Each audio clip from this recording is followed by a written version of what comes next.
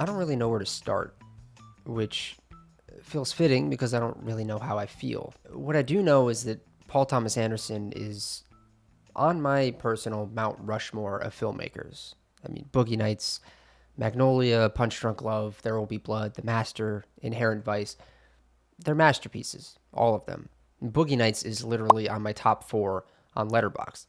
So yeah, the man's batting average for me is insane. That's why this is kind of hard. Because this film, one battle after another, didn't exactly meet my expectations. You could probably hear it in my voice already. I'm hedging. I'm trying to soften the blow before I say something remotely negative about the man, the myth, the legend. The PTA is practically cinema royalty. But walking out of the theater tonight, what I felt, and I didn't expect this, was indifference. That's a strong word, maybe too strong, but let's just say it didn't sweep me off my feet the way that a PTA film usually does. And I feel that awkward tension, critiquing someone you admire as a god of cinema. You want to be honest, but you also don't want to sound ungrateful or like you're trying to take down the mountain itself. So instead, let's consider this a polite head scratch. All of my opinions here are just opinions. They're nothing definitive. And look, one more thing. I need to mention that theater experience matters in all of this, and I don't see enough critics talking about that. For me, it's huge. In this particular screening, the guy to my left was glued to his phone, so I did what any normal conflict-averse person would do. I put my hood up, and I tried to block his seat from my view, and it worked mostly, but there was another thing. The lights in my theater didn't fully go out. They dimmed a bit, but they were still on throughout the entire movie. And for the first 5 to 10 minutes, I was sitting there waiting, eyes wandering up to the ceiling, brain partly elsewhere. And could I have gotten someone to fix it? Sure. But then I was going to have to miss the beginning of the new PTA movie. So yeah, external factors may have colored my perception. And yes, I'm going to have to watch this again. Maybe I'll watch it closer to Oscar season in a quiet theater, lights off, no phones in sight, and maybe I'll feel completely different. Everything is in flux, which brings me to the film itself. No one was quite sure what PTA was going to do next, and he hit us with a modern-day action drama. Comparisons are abound with this. People are saying it's Children of Men and John Wick meets The Big Lebowski and other Coen brothers fare. Maybe even Ari Aster's Eddington, which came out earlier this year, so I don't really know if you can call it much of a comparison, but in terms of the style of the film, for sure. There's a scene where Leo makes a really big fall, and it reminded me of a big fall that Joaquin Phoenix makes in Eddington. But, okay, I feel like I'm getting ahead of myself. What is this film even about? One battle after another follows Leonardo DiCaprio's character Bob, a former revolutionary and activist, as he navigates a dangerous modern-day America. Years after participating in political protests and underground operations, sometimes violent, sometimes aimed at saving immigrants from detention centers, he's forced to rescue his daughter, Willa, from the clutches of Sean Penn's relentless military colonel Stephen J. Lockjaw.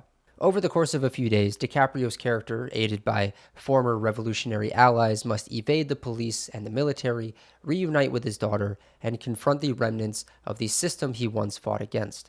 The film mixes action, tension, and bumbling humor while exploring the lingering consequences of activism and the personal stakes of survival in a politically charged world. After films like Phantom Thread and Licorice Pizza, this latest Paul Thomas Anderson feels like a deliberate departure, a modern-day action drama rather than a sprawling, multi-year epic that we've come to expect from him. The story condenses down to just a few days in the latter half of the film, centering tightly on Leonardo DiCaprio's character as he races to rescue his daughter. And the pacing of this movie is pretty relentless. It's almost montage-like, moving from one set piece to the next with barely a pause. It reminded me a little of some Christopher Nolan films where everything feels like a long, carefully stitched together 3-hour sequence. On paper, it's impressive, the precision, the momentum. But for me, there were moments where that style came at a cost. Because when a film is structured like a continuous montage, it could be mesmerizing, yes, but it could also create this emotional distance. I found myself aware of the mechanics of the movie, the cuts, the transitions, the careful timing of the action. I was engaged, definitely, but not always connected to the characters living through it. It's a tricky balance. Nolan's films often pull it off depending on the story, but here the momentum sometimes overshadowed the human element. I was invested in what was happening, in the chases, in the danger, in the stakes, but I didn't always feel like I was inside Leo's head or Benicio Del Toro's head or even Willa's head. It's a testament to the skill of the editing that it works as a piece of filmmaking, but as a purely emotional experience, it left me slightly on the outside looking in. But now that I talked about something negative, let's talk about something positive. I got to talk about Johnny Greenwood's score because, as always, the guy's a genius, especially in the last quarter of the movie where there's this pulse pounding car chase that goes full tilt. The music just electrifies everything. It's tense, it's weird, it's exactly the kind of thing you want from a PTA film. And the soundtrack also hits. Those needle drops come at just the right moment, sometimes funny, sometimes emotional, sometimes both. Honestly, it makes even the more straightforward action feel cinematic in a way that keeps you glued to the screen, even if, like me, you're not fully connecting with the characters. One of the biggest issues I had with this film, and the major reason I walked out feeling a little indifferent, is how distant the characters felt, particularly Leonardo DiCaprio's. His performance is very physical and comedic. He's frantic, chaotic, constantly running around in a bathrobe, sometimes engaged in violent activism, but his performance rarely gives you insight into who his character really is. For most of the movie, we don't get a sense of his beliefs, his stakes, or even his perspective on the revolution he's supposedly devoted to. There's a running gag throughout the whole film where he's on the phone with the activist organization trying to get information, and every single time he forgets the code words to get further along in the process.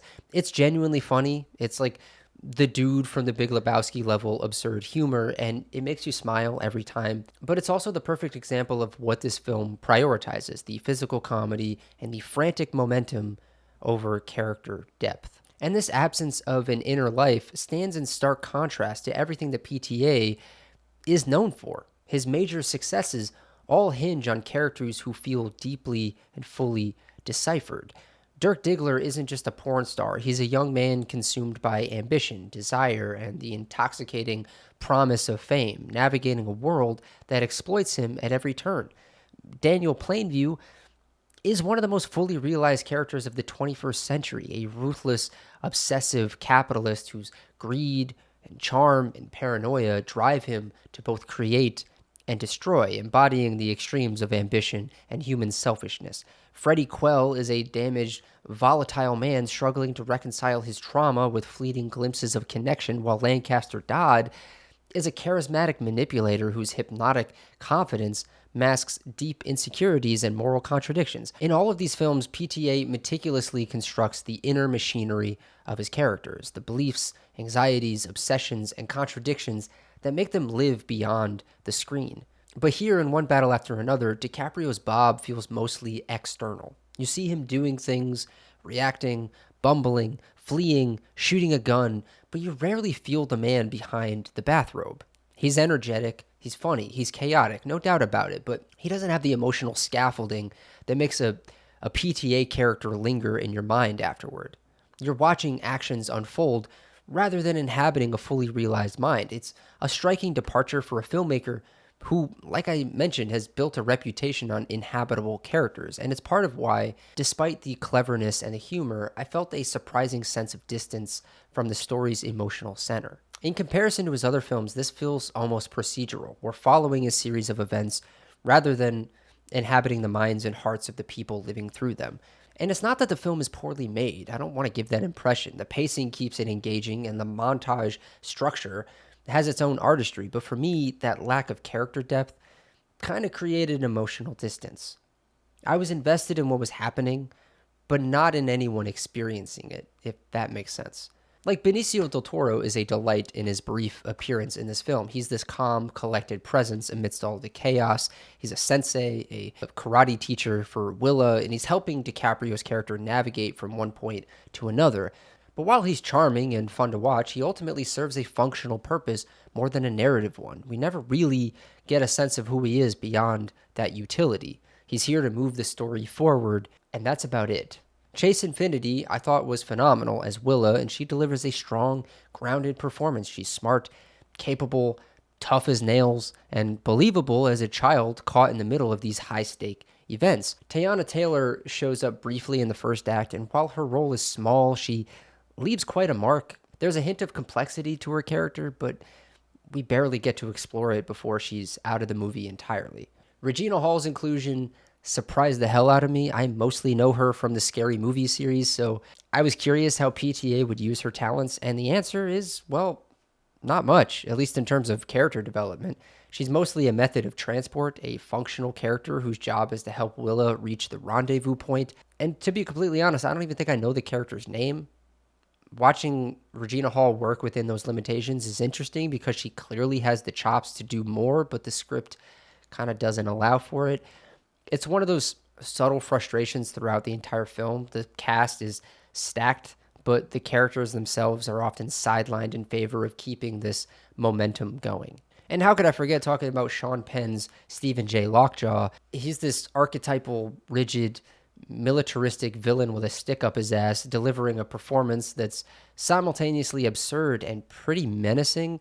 There's something almost cartoonishly uptight and self-conscious about him, which fits the over-the-top nature of the chase sequences and the political messaging, but it keeps the character at arm's length emotionally, like everyone else. You feel his threat, but you never really understand him, which just contributes to that sense of distance from the characters overall.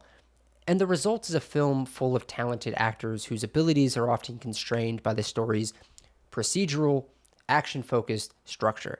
You enjoy watching them, you admire their work, but the emotional connection that PTA usually excels at, I found it pretty patchy here. Now, another major layer of this film, and one that's going to be talked about a lot, is the political and thematic undercurrent, which is very much of the moment. On the surface, it's about Bob navigating the dangerous aftermath of activism and trying to rescue his daughter, but underneath all that, the film is clearly engaging with ideas about power, control, and resistance, and it does so in a way that feels pretty pointed and deliberate to the present moment. Early on in the film, we see the ideological stakes. The revolutionaries are not just fighting for abstract principles, they are challenging concrete abuses of power. Their actions, like rescuing immigrants from a detention center or strategically disrupting government operations, highlight the bravery and the moral complexity of opposing a system that is oppressive and violent. There's a tangible sense of urgency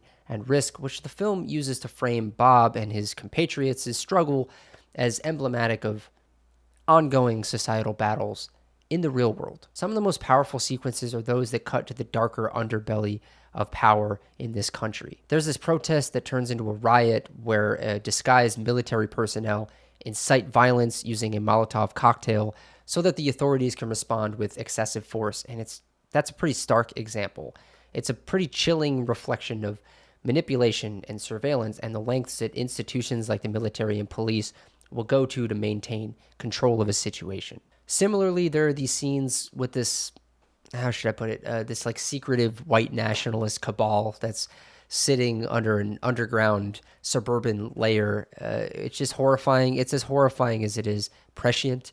And watching this group of white men sit around a table and debate how to whitewash America and protect their white elitist interests while discussing someone like Stephen Lockjaw's potentially having a biracial child, it struck me in such an unsettling way. These moments are unflinching in their portrayal of systemic racism and the insidiousness of entrenched power in this country. Those scenes truly felt like something that could be happening in real life right now, which is part of what makes them feel so urgent and relevant. But that being said, the film doesn't sustain this political messaging consistently.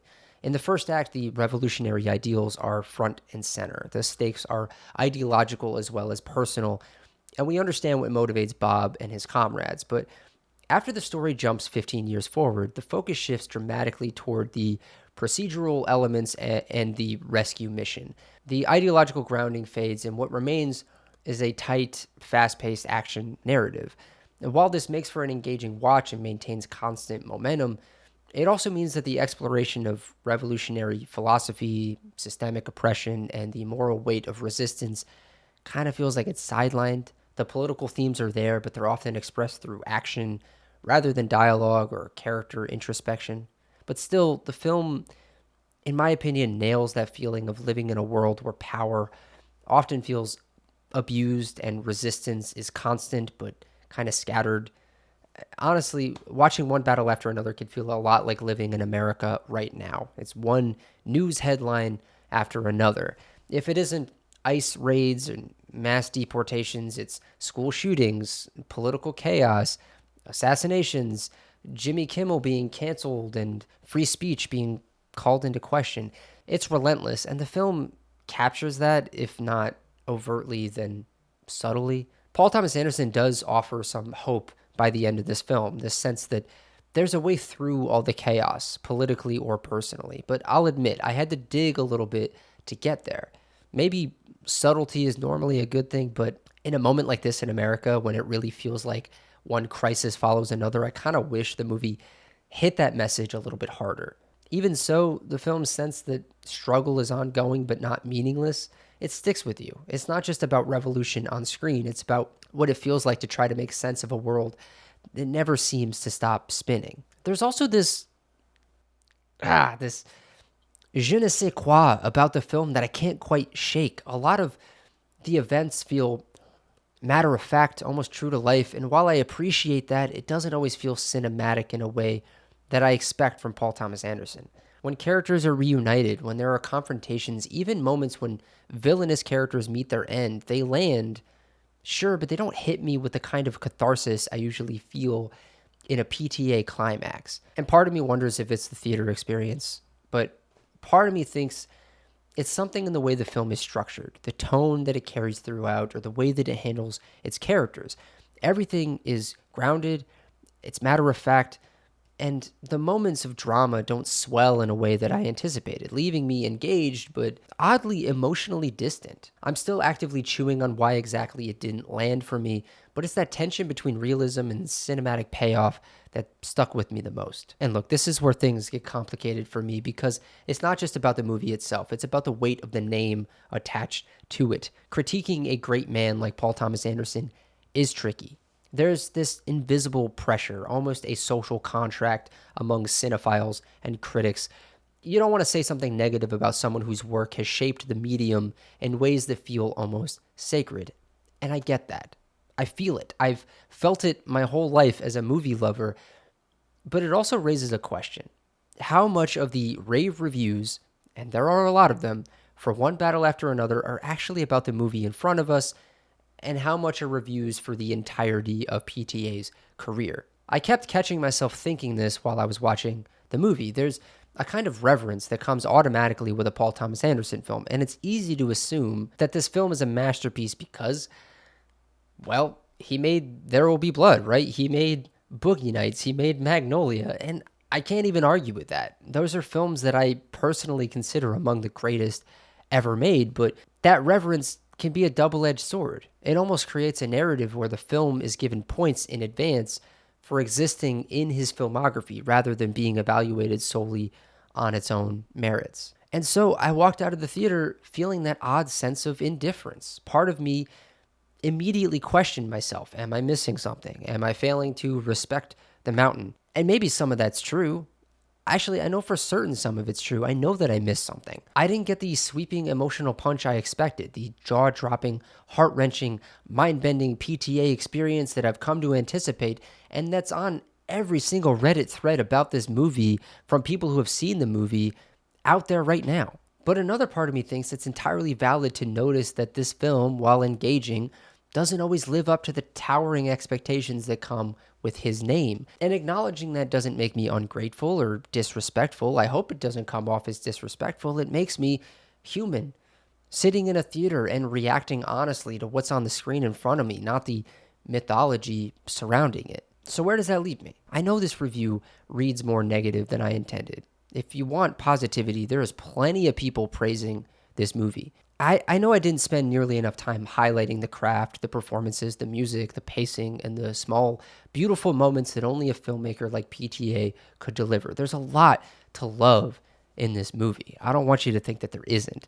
There's these audacious action sequences, a pulse-pounding score, the humor, the social commentary, the sheer cinematic ambition, and I think that's part of what makes this film fascinating. It's a film that will likely continue to reveal itself more the more I think about it, the more I talk to other people about it, the more I let it settle in. My initial indifference doesn't erase the brilliance that's there. It just means I'm still digesting. In a way that feels appropriate for a film that's so kinetic, so layered, and so rooted in both spectacle and the messy, chaotic reality of the world it portrays. So maybe my lukewarm reaction isn't a failing of the movie. It's a reflection of the way it challenges me, the way it keeps me off balance and refuses to hand me easy catharsis. And honestly, that's very, very Paul Thomas Anderson. But what did you guys think? I know for sure you're going to let me know in the comments what you thought of One Battle After Another. You're going to let me know why I'm wrong. Please go for it. I am not doing this video to be a contrarian by any means. These are my honest thoughts on this movie. And like I said, maybe my opinion is going to change. Maybe by the end of the weekend, I'm going to put out a full amendment video with all of my clarified thoughts. This was kind of a bit of a word vomit brain dump of my thoughts on this movie. So yeah, if you hated it, let me know in the comments. There is also a dislike button, I think, so go ahead and hit that. While you're doing that, hit the subscribe button and hit the bell to be notified when new videos come out on this channel. Go follow me over on Letterboxd so you can see what I'm watching when I'm watching it, and I'll see you all next time.